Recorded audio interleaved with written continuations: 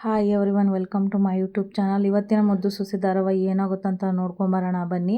ಸಂಚಿಕೆ ಶುರುವಿನಲ್ಲಿ ವಿದ್ಯಾಗೋಸ್ಕರ ಈಶ್ವರಿ ಟೀಮ್ ಕಾಯ್ಕೊಂಡು ಕೂತಿರುತ್ತೆ. ಆಗ ವಿದ್ಯೆ ಬಂದ ತಕ್ಷಣ ಚಿಟಿಕೆ ಹೊಡೆದ್ಬಿಟ್ಟು ಸಾವಿತ್ರಿ ಅವ್ರು ಹೇಳ್ತಾರೆ, ಒತ್ತಾರಿಗೆ ಕಾಲೇಜ್ಗೆ ಹೋಗಿ ಸಂಜೆ ಅಷ್ಟೊತ್ತಿಗೆ ಬರೋದು ಬಿಟ್ಟು ಇಷ್ಟು ಲೇಟಾಗಿ ನೀನು ಬಂದಿದ್ದೀಯಲ್ಲ, ನೀನು ಏನು ಅಂದ್ಕೊಂಡಿದ್ದೀಯಾ ಅಂತ ಕೇಳ್ತಾರೆ. ಅದು ಅಲ್ಲದೆ ಇತ್ತೀಚೆಗೆ 4:15 ಗಂಟೆಗೆಲ್ಲ ಹೋಯ್ತಾ ಇದ್ದಲ್ಲ ಅಂತ ವಿನಂತಿ ಹೇಳ್ತಾರೆ. ನಾವ್ ಹಿಂಗ್ ಯಾಕೆ ಹೇಳ್ತಾ ಇದೀವಿ ಅಂದ್ರೆ, ಮದುವೆ ಆಗಿರೋ ಹೆಂಗ್ಸು ಹೊತ್ತು ಮುಳುಗಿ ದೀಪ ಹಚ್ಚೋಕ್ಕಿಂತ ಮುಂಚೆ ಹೆಣ್ಮಕ್ಳು ಮನೆ ಸೇರ್ಬೇಕು, ಅದಕ್ಕೆ ಈಟೆಲ್ಲ ಮಾತಾಡ್ತಾ ಇರೋದು ಅಂತ ಈಶ್ವರಿ ಹೇಳ್ತಾರೆ. ಅದಕ್ಕೆ ಈಟೆಲ್ಲ ಮಾತಾಡ್ತಾ ಇರೋದು ಕಣವ, ಅದು ಬಿಟ್ಟು ಒತ್ತಿಲ್ದೆ ಒತ್ತಲ್ಲಿ ಎದ್ದೋಗೋದು, 10-11 ಗಂಟೆಯಲ್ಲಿ ಆಟೋದಾಗ ಬಂದು ಇಳಿಯೋದು ಯಾರಾದ್ರೂ ನೋಡಿದ್ರೆ ತಪ್ಪಾಗಿ ತಿಳ್ಕೊಳ್ಳೋದಿಲ್ವೇ ಅಂತ ಹೇಳ್ತಾರೆ ಈಶ್ವರಿ. ಅಯ್ಯೋ ಚಿಕ್ಕತ್ತೆ, ಹೆಣ್ಮಕ್ಳು ಹೊತ್ತು ಮುಳುಗೋಕ್ಕಿಂತ ಮುಂಚೆ ಹಟ್ಟಿ ಸೇರ್ಕೋಬೇಕು ಅನ್ನೋದು ಆಗಿನ ಕಾಲ. ಈಗ ಹೆಣ್ಣು ಹೊಸಲ್ ದಾಟಿ ಚಂದ್ರದ್ನ ಯಾನ ಮಾಡುವಷ್ಟು ಬೆಳ್ದವಳೆ, ಮನೆ ನಿಭಾಯಿಸ್ಕೊಂಡು ಅಡಿಗೆ ಮಾಡ್ತಾ ಇದ್ದೋಳು ಇವತ್ತು ದೇಶ ಆಳೋ ಮಟ್ಟಿಗೆ ಬೆಳೆದವಳೆ, ಎಲ್ಲ ಕ್ಷೇತ್ರದಲ್ಲೂ ಗಂಡಿನ ಸರಿಸಮವಾಗಿ ನಿಂತು ಸಾಧನೆ ಮಾಡಿ ಬದುಕ್ತವಳೆ. ಅಂತದ್ರಲ್ಲಿ ನೀವೇನು ಚಿಕ್ಕತ್ತೆ ಹೊತ್ತು ಮುಳುಗೋವಷ್ಟರಲ್ಲಿ ಹಟ್ಟಿಗೆ ಬಂದು ಸೇರ್ಕೋಬೇಕಂತ ಹೇಳ್ತಾ ಇದ್ದೀರಾ? ಹಾಗಂತ ವಿದ್ಯೆ ಹೇಳಿದಾಗ ಸಾವಿತ್ರಿ ಹೇಳ್ತಾರೆ, ಓಹೋ ಡಾಕ್ಟ್ರು ಓದ್ತಾ ಇರೋದಕ್ಕೆ ನಾನೇನೋ ದೊಡ್ಡ ಕ್ರಾಂತಿಕಾರಿ ಮಾದರಿ ಹೆಣ್ಣು ಅನ್ನಂಗೆ ಹೆಂಗೆ ಭಾಷಣ ಬಿಗಿತವಳೆ ನೋಡಿ ಅದ್ಗೆ. ಹೌದೌದು, ನಾನು ಕ್ರಾಂತಿಕಾರಿ ಹೆಣ್ಣೆಯ. ನನಗೆ ನೀವು ಓದಿ ಡಾಕ್ಟರ್ ಆಗ್ಬೇಕನ್ನೋದು ಸಣ್ಣ ವಿಚಾರ ಆಗಿರ್ಬೋದು, ಆದ್ರೆ ನನ್ನ ದೃಷ್ಟಿಯಲ್ಲಿ ಅದು ನನ್ನ ಕನಸು, ನನ್ನ ಗುರಿ. ಅಷ್ಟೇ ಯಾಕೆ, ತಮ್ಮ ಕುಟುಂಬ ಮಕ್ಕಳಿಗೋಸ್ಕರ ಮನೇಲೂ ಕೆಲಸ ಮಾಡ್ಕೊಂಡು ಗಂಡಸರಿಗೆ ಸರಿಸಮವಾಗಿ ಹೊರಗೂ ಹೋಗಿ ಸ್ವಾಭಿಮಾನದಿಂದ ದುಡಿತಾ ಇರೋ ಪ್ರತಿ ಒಂದು ಹೆಣ್ಮಕ್ಳು ಮಾದರಿನೇ ಅಂತ ಹೇಳ್ತಾರೆ ವಿದ್ಯಾ. ಸ್ವಾಭಿಮಾನ ಅಂತ ಏನು ಅಂತ ಗೊತ್ತಿಲ್ದವ್ರಿಗೆ ಇದೆಲ್ಲ ಅರ್ಥ ಹಾಕಿಲ್ಲ ಬುಡಿ ಅಂತ ಹೇಳ್ತಾರೆ ವಿದ್ಯಾ. ನೋಡಿದ್ರ ಎಷ್ಟು ಕೊಬ್ಬಿಂದ ಮಾತಾಡ್ತಾಳೆ ಅಂತ ವಿನಂತಿ ಹೇಳ್ತಾರೆ. ಇದನ್ನ ಕೊಬ್ಬನ್ನಕ್ಕಿಲ್ಲ, ಆತ್ಮಾಭಿಮಾನ ಅಂತಾರೆ. ಆಗ ಸಾವಿತ್ರಿ ಹೇಳ್ತಾರೆ, ಲೇ ನೀನ್ ಇವಾಗ ಭಾಷಣ ಮಾಡಿ ವಿಷಯ ಬದಲಾಯಿಸ್ಬೇಡ, ನೀನ್ ಇವಾಗ ಎಲ್ಲಿಗೆ ಹೋಗಿ ಬರ್ತಾ ಇದೀಯ ಸತ್ಯ ಬಗಳು. ನನಗೆ ಬೇರೆಯವ್ರಂಗೆ ಕಂಡೋರ್ ದುಡ್ಡಲ್ಲಿ ಬದುಕೋಕ್ ಇಷ್ಟ ಇಲ್ಲ, ಅದಕ್ಕೆ ನನ್ನನ್ನು ನಾನು ಸಾಕೋಬೇಕಂತ ಒಂದು ಹೋಟ್ಲಲ್ಲಿ ಪಾರ್ಟ್ ಟೈಮ್ ಜಾಬ್ ಮಾಡ್ತಾ ಇದ್ದೀನಿ. ಹಾಗಂದ ತಕ್ಷಣ ಈಶ್ವರಿ ಟೀಮ್ ಗಾಬರಿ ಆಗ್ಬಿಡುತ್ತೆ. ಆಗ ಚಿತ್ರ ಹೇಳ್ತಾರೆ, ಅಲ್ಲ ವಿದ್ಯಾ, ನೀನ್ ಇವಾಗ ಕೆಲಸ ಮಾಡ್ತಾ ಇರೋದು ನಿನ್ ಗಂಡ ಭದ್ರನ್ ಗೊತ್ತೇ ಅಂತ ಕೇಳ್ತಾರೆ. ಚಿತ್ರಕ್ಕ, ಶಾನೆ ಸಂದಾಗ ಗೊತ್ತು ಚಿತ್ರಕ್ಕ, ಇವತ್ತು ಹೋಟ್ಲಿಗೆ ಬಂದು ನಾನು ಕೆಲಸ ಮಾಡ್ತಾ ಇರೋದು ನೋಡ್ಕೊಂಬಂದ್ರು ಅಂತ ವಿದ್ಯೆ ಹೇಳ್ತಾರೆ. ಏನೇ ನಮ್ಮ ಅಣ್ಣನ ಹೆಸರಿಗೆ ಅವಮಾನ ಮಾಡ್ಬೇಕಂತ ಈ ಕೆಲಸ ಮಾಡ್ತಾ ಇದೀಯಾ? ಹಾಗಂತ ಸಾವಿತ್ರಿ ಕೇಳಿದಾಗ ವಿದ್ಯೆ ಹೇಳ್ತಾರೆ, ನಾನು ಹಂಗೆ ಮಾಡೋದಿಕ್ಕೆ ನಾನೇನು ಕಳ್ತನೋ ಮೋಸನೋ ಇಲ್ಲ ನಂಬಿಕೆ ದ್ರೋಹನೋ ನಾನು ಮಾಡಿಲ್ಲ. ಅಷ್ಟಕ್ಕೂ ನೀವು ಊಹೆ ಮಾಡ್ಕೊಂಡು ಕೇಳ್ತಾ ಇರೋ ಪ್ರಶ್ನೆಗೆಲ್ಲ ಉತ್ತರ ಕೊಡೋ ಯಾವ ಅವಶ್ಯಕತೆನೂ ನನಗಿಲ್ಲ. ನನಗೆ ಶಾನೆ ಸುಸ್ತಾಗಿದೆ, ಬಿರ್ನೆ ಎದ್ದೇಳ್ಬೇಕು, ಬೆಳಿಗ್ಗೆ ಬರ್ತೀನಿ ಅಂತ ಹೇಳಿ ವಿದ್ಯೆ ಅಲ್ಲಿಂದ ಒಳಗಡೆ ಹೋಗ್ಬಿಡ್ತಾರೆ. ನೋಡಿದ್ರ ಅತ್ತಿಗೆ ಯಾವ ಮಟ್ಟಕ್ಕೆ ಮಿತಿ ಮೀರಿ ಮಾತಾಡಿ ಹೋಗ್ತಾ ಇದ್ದಾಳಂತವ ಅಂತ ಹೇಳ್ತಾರೆ ಸಾವಿತ್ರಿ. ಅವಳು ಈ ಅಟ್ಟಿಯವ್ರ ಕಂಟ್ರೋಲ್ ತಪ್ಪಿ ಮಿತಿ ಮೀರಿ ಹೋಗಿ ಶಾನೆ ದಿನ ಆಗೋಗದೆ. ಅದು ನಮಗೆ ಅರ್ಥ ಆಗೋದು ಲೇಟ್ ಆಗೈತಿ ಅಷ್ಟೇ. ನಾವ್ ಹಿಂಗೆ ಪ್ರಶ್ನೆ ಮಾಡ್ತಾ ಇದ್ರೆ ಹೇಳಕ್ಕೆ ನೀವ್ಯಾರು ಅಂತ ಕೇಳಿದಳು ಅಂತ ಈಶ್ವರಿ ಹೇಳ್ತಾಳೆ. ಈ ಕಡೆ ನೋಡಿದ್ರೆ ಹೋಟ್ಲಲ್ಲಿ ವಿದ್ಯೆ ಕೆಲಸ ಮಾಡಿದ್ದನ್ನ ನೋಡಿದ ಭದ್ರ ಕೋಪ ಮಾಡ್ಕೊಂಡು ಕೂತಿರ್ತಾರೆ. ವಿದ್ಯೆ ಬರ್ತಿರೋದನ್ನ ನೋಡ್ಬಿಟ್ಟು ನಿಂತ್ಕ ಅಂತ ಹೇಳ್ತಾರೆ ಭದ್ರ. ಅಂತವ 1 ನಿಮಿಷ ಮಾತಾಡ್ಬೇಕು ಅಂತ ಭದ್ರ ಕೇಳಿದಾಗ, ಅದು ಏನಂತವ ಹೇಳಿ ಅಂತ ವಿದ್ಯೆ ಹೇಳ್ತಾರೆ. ಹೋಟ್ಲಲ್ಲಿ ಕೆಲಸ ಮಾಡೋ ನಾಟಕ ಯಾಕೆ?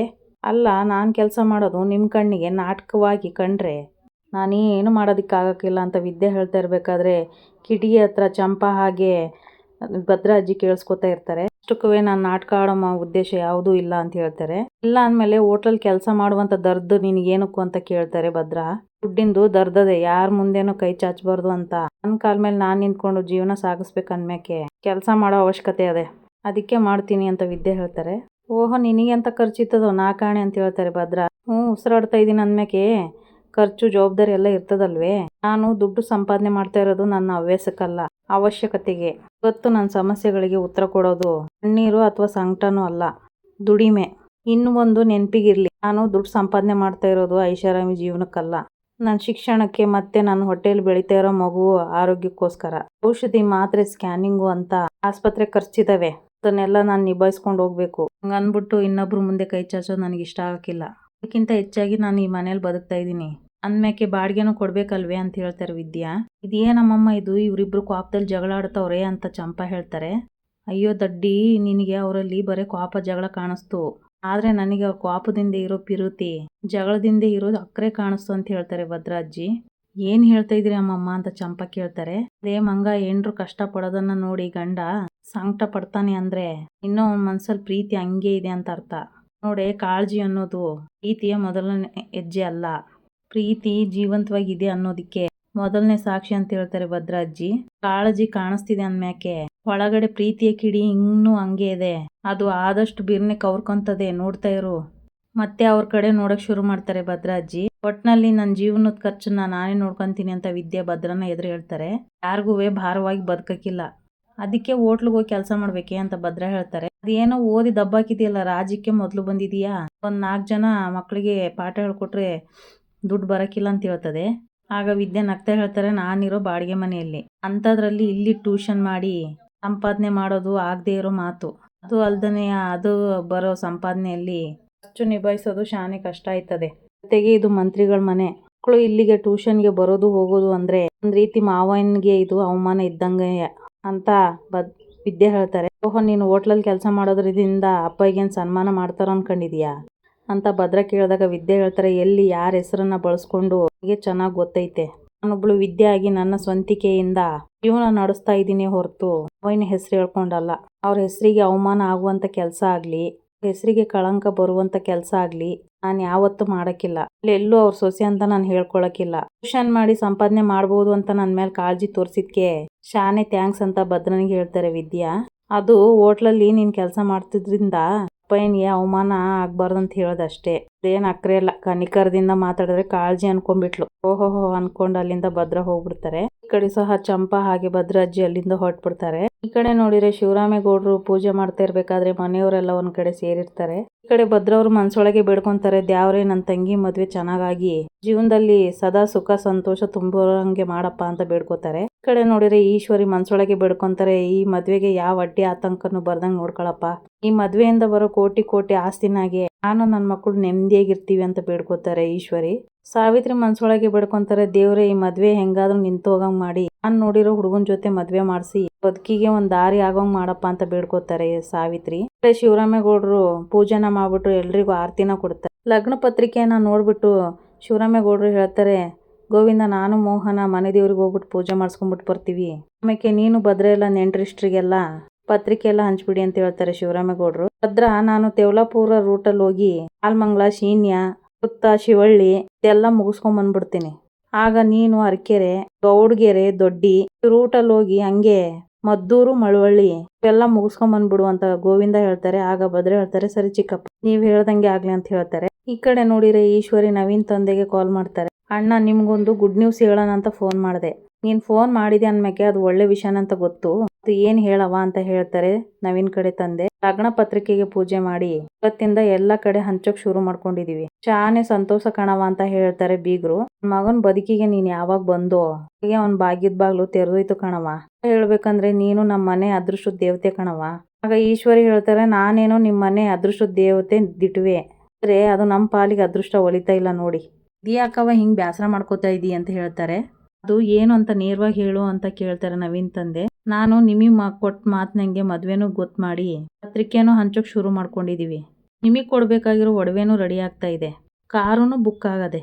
ಹಂಗೆಯ ನೀವು ನನಗೆ ಕೊಟ್ಟ ಮಾತ್ನಂಗೆ ನಡ್ಕೊಂಡ್ರೆ ನನಗೂ ಸಂತೋಷ ಆಯ್ತದಲ್ವೇ ಅಂತ ಹೇಳ್ತಾರೆ ಈಶ್ವರಿ. ಅದಕ್ಕೇನಂತವ ಧಾರಾಳವಾಗಿ ಕೊಡೋಣಂತೆ ಬಿಡು ಅಂತ ಹೇಳ್ತಾರೆ. ನಿನ್ನಿಂದ ಈ ಸಂಬಂಧ ಸಿಕ್ಕಿರ್ಬೇಕಾದ್ರೆ ಇಲ್ಲ ಅನ್ನಕ್ಕಾಗತ್ತೆಯೇ, ಅದೆಷ್ಟು ಬೇಕು ಹೇಳವ ಈಗಲೇ ಕಳಿಸ್ತೀನಿ ಅಂತ ಹೇಳ್ತಾರೆ ನವೀನ್ ತಂದೆ.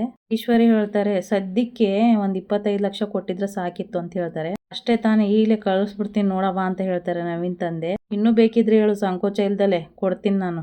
ನಮ್ಮ ಮಟ್ಟಿಗೆ ಬಾಗಿದ್ ದೇವತೆ ಕಳಿಸ್ಬೇಕಾದ್ರೆ ಇದ್ಯಾವ್ ಲೆಕ್ಕ, ಈಗಲೇ ನಾನು ಕಳಿಸ್ಕೊಡ್ತೀನಿ ಬಿಡವ ಅಂತ ಹೇಳ್ತಾರೆ. ಈ ಕಡೆ ನೋಡಿದ್ರೆ ಈಶ್ವರಿ ತುಂಬ ಖುಷಿಯಾಗ್ಬಿಡ್ತಾರೆ. ಮತ್ತೊಂದು ಕಡೆ ನೋಡಿದ್ರೆ ಕಣ್ಮಣಿ ನೋಡೋಕ್ಕೆ ಅಂತ ಅಂದ್ಬಿಟ್ಟು ರಾಕೇಶ್ ಅಲ್ಲಿಗೆ ಬರ್ತಾನೆ.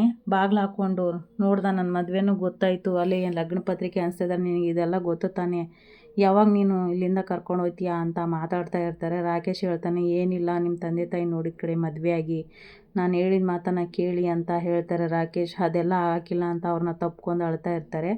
ಇನ್ನೊಂದು ಕಡೆ ನೋಡಿದರೆ ಈಶ್ವರಿ ಮತ್ತು ಚಿತ್ರ ನಡ್ಕೊಂಬರ್ತಾ ಇರ್ತಾರೆ. ಆಗ ಈ ಒಳಗಡೆ ನೋಡಿದರೆ ರಾಕೇಶಿಗೆ ಗೊತ್ತಾಗ್ಬಿಡುತ್ತೆ, ಹೊರಗಡೆ ಯಾರೋ ಬರ್ತಾ ಇರೋಗಾಗಿದೆ, ಏನು ಮಾಡೋದು ಅಂತ ಹೇಳಿಬಿಟ್ಟು ದೂರ ಸರ್ಕೊಂಡ್ಬಿಡ್ತಾನೆ. ಸರ್ಕೊಂಡು ನೈಲ್ ಪಾಲಿಶ್ ಬಾಟಲ್ನ ಹಿಡ್ಕೋತಾರೆ ರಾಕೇಶು.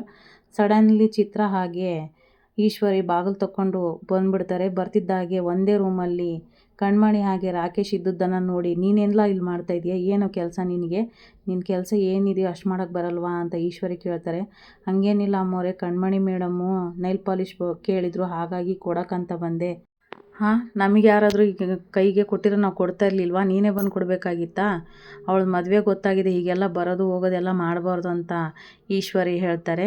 ಸರಿ ಆಯಿತು ಅಮ್ಮರೇ, ಹೀಗೆಲ್ಲ ಮಾಡೋಕ್ಕಿಲ್ಲ ಅಂತ ಹೇಳಿ ಅಲ್ಲಿಂದ ಹೊರಟ್ಬಿಡ್ತಾರೆ ಉಗುರು ಬಣ್ಣನ ಕೊಟ್ಬಿಟ್ಟು. ಇನ್ನೊಂದು ಕಡೆ ನೋಡಿದರೆ ಕಣ್ಮಣಿನ ಕೂರಿಸ್ಕೊಂಡು ಮೊಬೈಲಲ್ಲಿ ಎಲ್ಲ ಸೀರೆಗಳು ಒಡವೆಗಳು ಎಲ್ಲ ತೋರಿಸ್ತಾ, ಇದು ಚೆನ್ನಾಗಿದೆ ಇದು ಚೆನ್ನಾಗಿದೆಯಾ ಅಂತ ಈಶ್ವರಿ ಚಿತ್ರ ಕೇಳ್ತಾ ಇರ್ತಾರೆ. ಇನ್ನೊಂದು ಕಡೆ ನೋಡಿದ್ರೆ ವಿದ್ಯಾ ತೋರಿಸ್ತಾರೆ. ವಿದ್ಯಾ ಹಾಗೆ ರೋಡ್ ಸೈಡಲ್ಲಿ ನಿಂತ್ಕೊಂಡು ಬಾವುಟನ ಹಿಡ್ಕೊಂಡು ಅಲ್ಲಾಡಿಸ್ಕೊಂಡು ಕಸ್ಟಮರು ಹೋಟೆಲ್ ಕಡೆಗೆ ಬರಬೇಕಂತ ಅವ್ರ ಗಮನನ ಸೆಳೀತಾ ಇರ್ತಾರೆ. ಅಷ್ಟರಲ್ಲಿ ರತ್ನ ಅವರು ಅಲ್ಲಿಂದ ಬರ್ತಾ ಇರ್ತಾರೆ. ಆಗ ನೋಡ್ಬಿಟ್ಟು ರತ್ನ ವಿದ್ಯಾನ ನೋಡಿ ಶಾಕ್ ಆಗಿಬಿಡ್ತಾರೆ. ಇದೇನವ ಇಲ್ಲಿ ನೀನು ಕೆಲಸ ಮಾಡ್ತಾಯಿದ್ದೀಯ ಅಂತ ಅಳ್ತಾ ಕೇಳ್ತಾರೆ. ಹೊಟ್ಟೆ ಪಾಡಲ್ಲಮ್ಮ, ಮಾಡಲೇಬೇಕಾಗುತ್ತೆ, ನೀನೇನಮ್ಮ ಇಲ್ಲಿ ಅಂತ ವಿದ್ಯೆ ಕೇಳ್ತಾರೆ.